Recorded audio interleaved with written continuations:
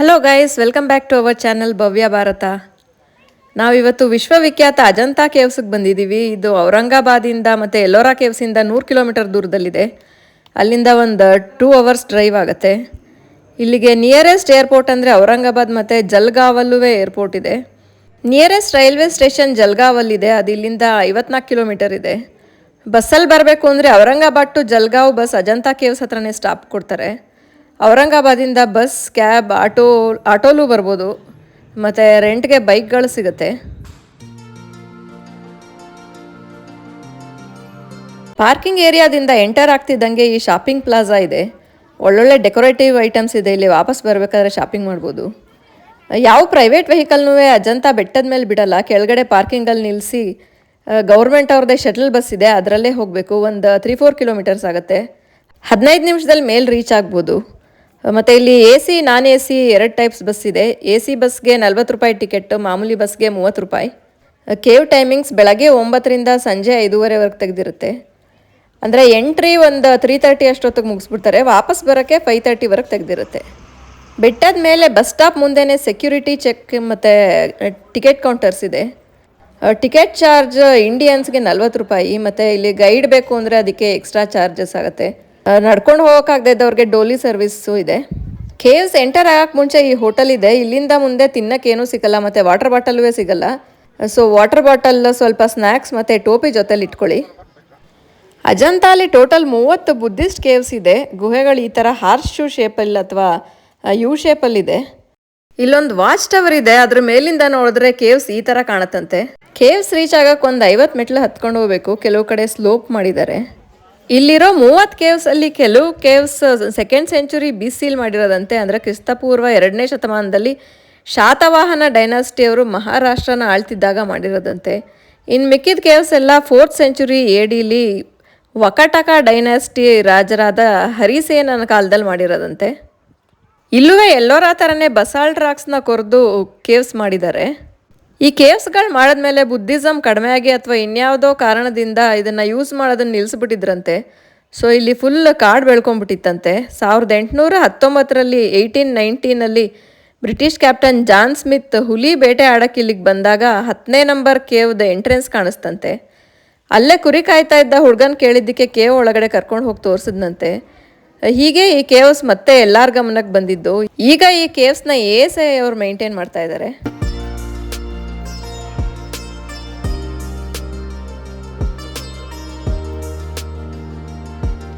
ಇಲ್ಲಿ ಕೇವ್ಸ್ ಒಳಗಡೆ videography allowed ಇಲ್ಲ. ಸೊ ಎಷ್ಟಾಗತ್ತೋ ಅಷ್ಟು ತೆಗೆದಿದ್ದೀನಿ.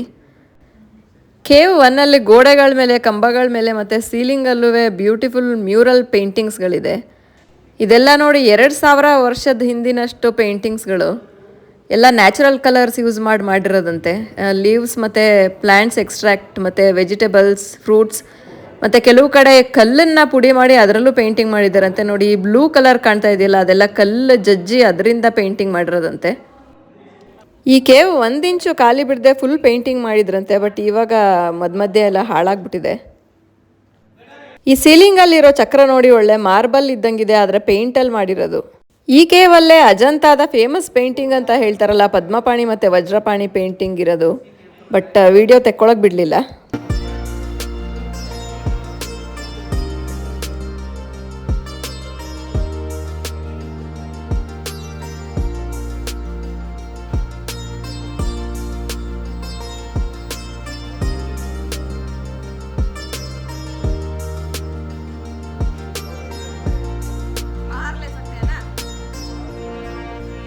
ಕೇವ್ 2ನಲ್ಲೂ ಬುದ್ಧನ್ ಸ್ಟ್ಯಾಚ್ಯೂಸ್ ಮತ್ತು ಪೇಂಟಿಂಗ್ಸ್ಗಳಿದೆ. ಈ ಕೇವಲ್ ಒಂದು ಪೇಂಟಿಂಗ್ ಇದೆ. ಅದರಲ್ಲಿ school students row by row ಕೂತಿದ್ದಾರೆ. ಫ್ರಂಟ್ ರೋ ಸ್ಟೂಡೆಂಟ್ಸ್ ಟೀಚರ್ ಹೇಳ್ತಿರೋದನ್ನ ಗಮನ ಕೊಟ್ಟು ಕೇಳ್ತಾ ಇದ್ದಾರೆ. ಹಿಂದೆ ಇರೋರು ತರಲೆ ಮಾಡ್ತಾ ಇದ್ದಾರೆ, ಆ ಕಡೆ ಈ ಕಡೆ ನೋಡ್ತಾ ಇದ್ದಾರೆ. ಸೊ ಆಗಿನ ಕಾಲದಲ್ಲೂ ಬ್ಯಾಕ್ ಬೆಂಚರ್ಸ್ ಇದ್ರು ಅಂತ ಆಯಿತು.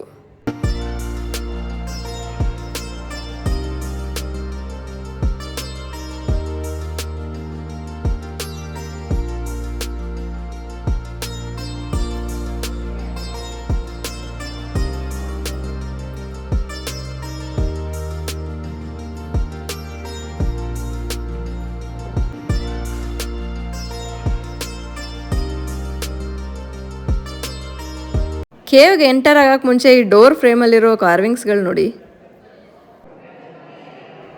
ಈ ಕೇವ್ ಅಜಂತಾಲಿರೋ ಲಾರ್ಜೆಸ್ಟ್ ಮಾನೆಸ್ಟ್ರಿ. ಇದರೊಳಗಡೆ ಒಂದು ದೊಡ್ಡ ಹಾಲ್ ಇದೆ ಮತ್ತು 28 ಪಿಲ್ಲರ್ಸ್ಗಳಿದೆ. ಹಾಲ್ ಸುತ್ತ ಈ ಥರ ಚಿಕ್ಕ ಚಿಕ್ಕ ರೂಮ್ಗಳಿದೆ. ಅಜಂತಾಗೆ ಬರ್ತಾ ಇದ್ದ ಟ್ರಾವೆಲರ್ಸ್ ಮತ್ತು ಬುದ್ಧಿಸ್ಟ್ ಪ್ರೀಚರ್ಸ್ಗಳು ಲಾಡ್ಜಿಂಗಾಗಿ ಯೂಸ್ ಮಾಡ್ಕೋತಾ ಇದ್ರಂತೆ ಈ ರೂಮ್ಸ್ಗಳನ್ನ.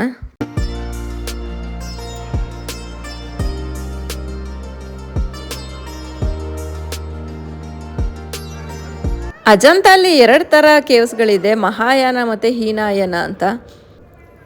ಮಹಾಯಾನ ಕೇವ್ಸ್ಗಳಲ್ಲಿ ಬುದ್ಧನ ಸ್ಟ್ಯಾಚ್ಯೂಗಳಿದೆ ಮತ್ತು ಹೀನಾಯನ ಕೇವ್ಸಲ್ಲಿ ಬರೀ ಸ್ತೂಪ ಇದೆ.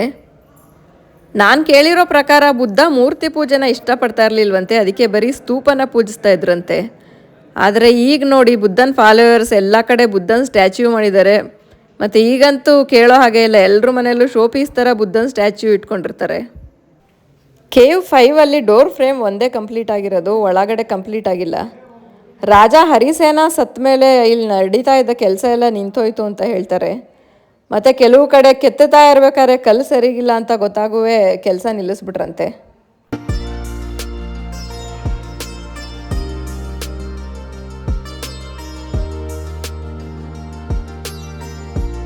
ಕೇವ್ 6 2 ಫ್ಲೋರ್ಸ್ ಇದೆ. ಮೇಲೆ ಕೆಳಗೆ ಪ್ರೇಯರ್ ಹಾಲ್ ಮತ್ತು ಬುದ್ಧನ ಸ್ಟ್ಯಾಚ್ಯೂಸ್ ಇದೆ ಮತ್ತು ಪೇಂಟಿಂಗ್ಸ್ಗಳಿದೆ.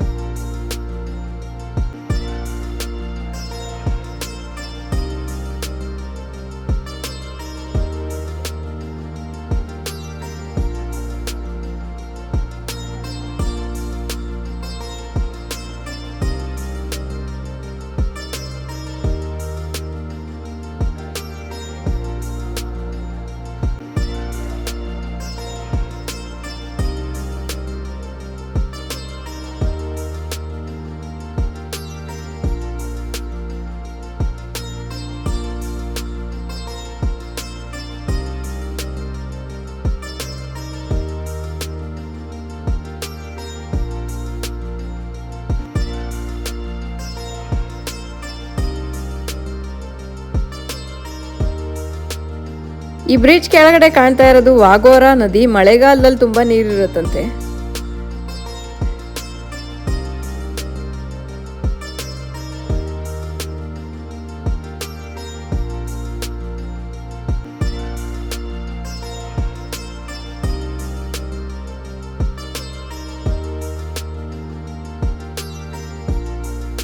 ಕೇವ್ 7 ಸಹಸ್ರ ಬುದ್ಧ ಕೇವ್ ಅಂತಾರೆ. ಎಲ್ಲ ಕಡೆ ಬುದ್ಧನ್ ಕೆತ್ತಿದ್ದಾರೆ.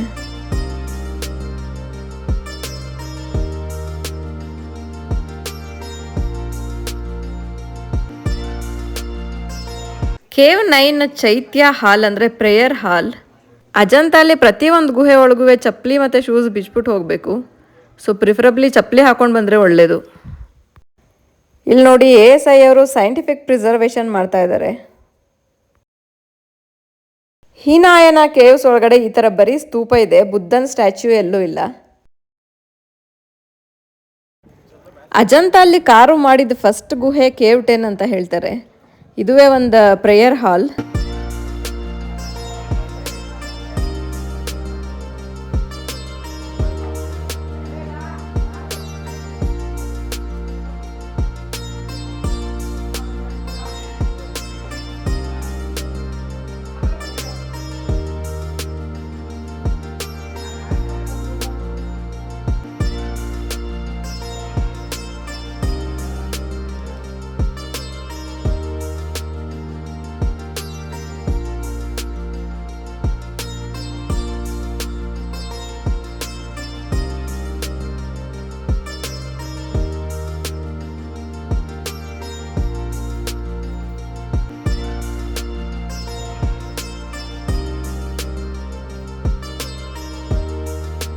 ಆಗಿನ ಕಾಲದಲ್ಲಿ ಅಜಂತಾ ಕೇವ್ಸ್ಗೆ ಎಂಟ್ರೆನ್ಸ್ ಇಲ್ಲಿಂದ ಇತ್ತಂತೆ. ಸೊ ಆ ಕಡೆ ಈ ಕಡೆ ದೊಡ್ಡ ದೊಡ್ಡ ಆನೆಗಳನ್ನ ಕೆತ್ತಿದ್ದಾರೆ.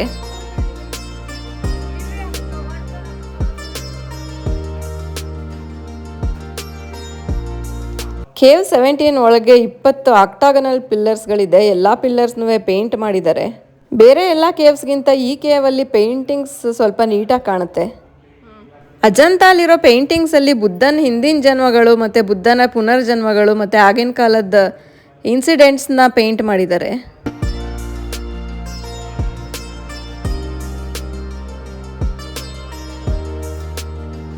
ಇದು ನೋಡಿ, ಝೋಡಿಯಾಕ್ ವೀಲ್ ಪೇಂಟ್ ಮಾಡಿದ್ದಾರೆ.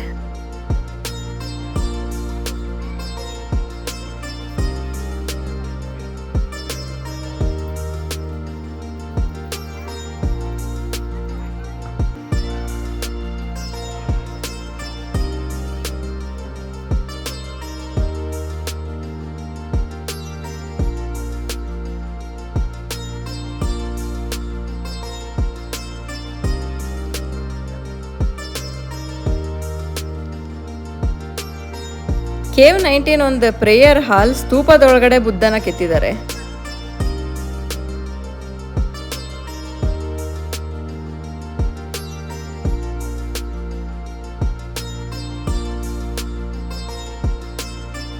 ಕೇವ್ 20ಲಿ ಬುದ್ಧನ ಜೊತೆ ನಾಗರಾಜ, ನಾಗರಾಣಿ ಮತ್ತೆ ಅಪ್ಸರೆಯರ್ನ ಕೆತ್ತಿದ್ದಾರೆ.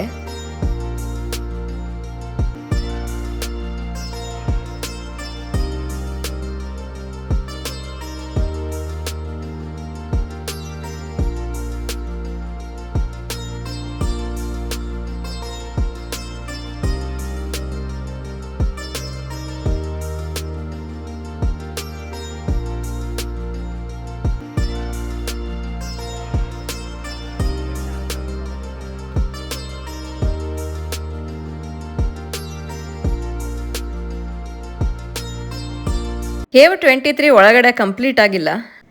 ಕೇವ್ 24ಅಲ್ಲಿ ಜಸ್ಟ್ ಪಿಲ್ಲರ್ಸ್ ಮಾಡಿದ್ದಾರೆ, ನೆಲ ಸಮ ಮಾಡಿಲ್ಲ ಮತ್ತು ಸೀಲಿಂಗೂ ಕಂಪ್ಲೀಟ್ ಆಗಿಲ್ಲ. ಇಲ್ಲಿ ಕರೆಕ್ಟಾಗಿ ಅಬ್ಸರ್ವ್ ಮಾಡಿದ್ರೆ ಯಾವ ಥರ ಕೆಲಸ ಮಾಡ್ತಾಯಿದ್ರು ಅಂತ ಗೊತ್ತಾಗುತ್ತೆ.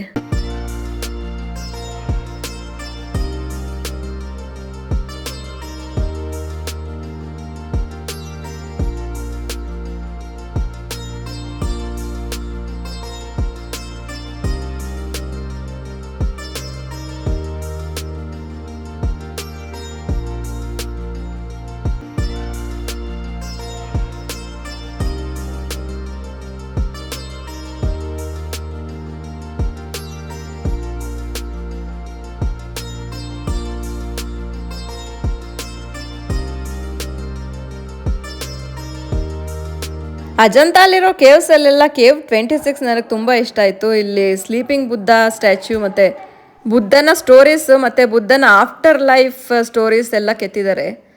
ತುಂಬ ಕಾರ್ವಿಂಗ್ಸ್ ಇದೆ ಇಲ್ಲಿ.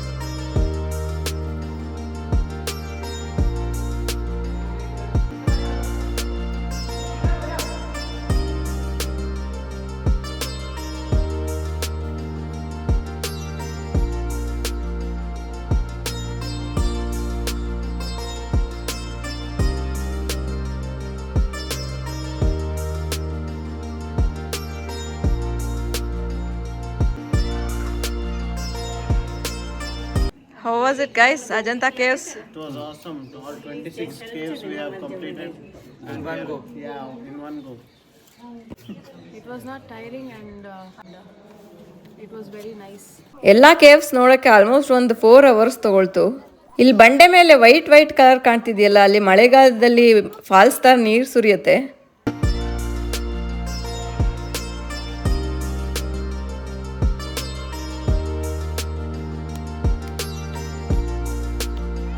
ಈ ವಿಡಿಯೋ ನಿಮಗೆ ಇಷ್ಟ ಆಗಿದ್ರೆ ಲೈಕ್ ಮಾಡಿ, ಶೇರ್ ಮಾಡಿ, ಕಮೆಂಟ್ ಮಾಡಿ ಮತ್ತು ಸಬ್ಸ್ಕ್ರೈಬ್ ಮಾಡೋದನ್ನು ಮರಿಬೇಡಿ. See you in next video. Till then, take care.